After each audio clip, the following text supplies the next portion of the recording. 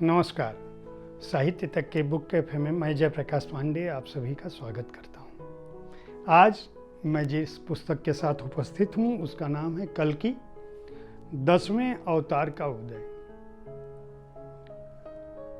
कल्कि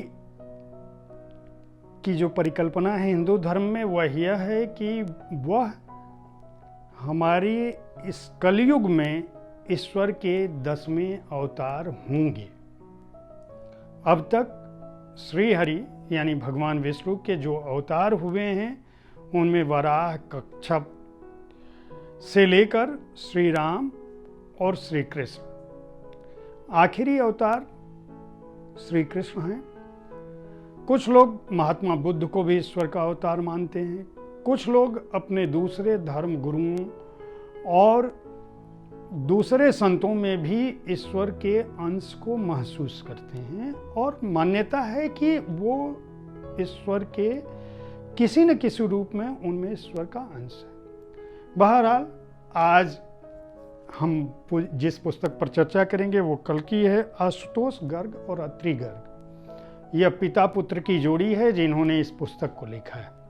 इस पुस्तक में सबसे बड़ी खासियत यह है कि यह पुस्तक 3 पीढ़ियों की बात करती है और उन 3 पीढ़ियों के बहाने यह स्थापित करने की कोशिश करती है कि अगर कलयुग में ईश्वर ने अवतार लिया तो उनका स्वरूप कैसा होगा, वे जिन लोगों को दंड देंगे, जिन लोगों को सजा देंगे, जैसा कि हिंदू धर्म की मूल अवधारणा है, जब जब हुई ही धर्म की हानि, बाढ़ें असुर अधम अभिमानी, या यदा यदा ही धर्मस्य ग्लानिर्भवति भारत।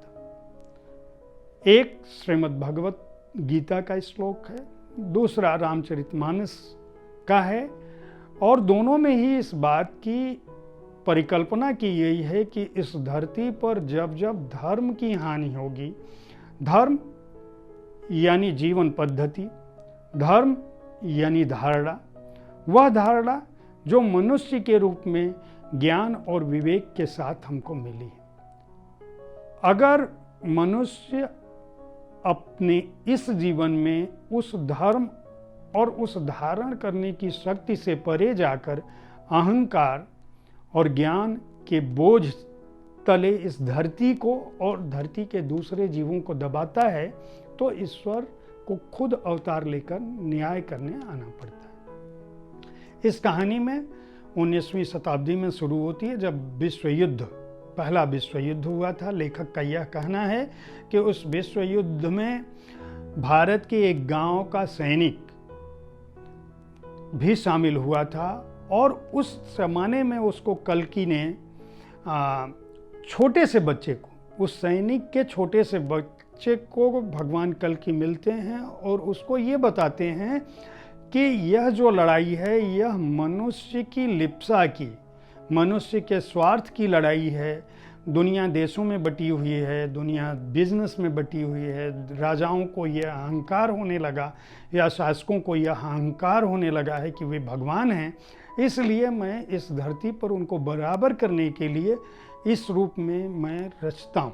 स्वीडिश फ्लू की बात होती है और उस स्वीडिश फ्लू में वह उस बच्चे का पिता जो सैनिक भारतीय गया होता है वो मर जाता है। फिर ये बच्चा बड़ा होता है और दोबारा ये उसी तरह के आतंक को, उसी तरह की पीड़ा को झेलता है और जब अपने गांव आता है, इस बीच उस बच्चे की शादी हो चुकी होती है, शतक बीत चुके होते हैं और जब दोबारा कोविड-19 की महामारी होती है तो तीसरी पीढ़ी को कल्कि का वही रूप मिलता है और वह फिर उस गांव में उस बच्चे से मिलते हैं और उसको बताते हैं कि अगर आज के समय में ईश्वर का अवतार होगा तो उनका हथियार तलवार नहीं होगा, उनका हथियार अग्नि बाण और वरुण बाण या उनका हथियार सुदर्शन चक्र नहीं होगा, बल्कि केमिकल वेपन होगा, रासायनिक हथियार होगा और उसी से वह जवाब देंगे।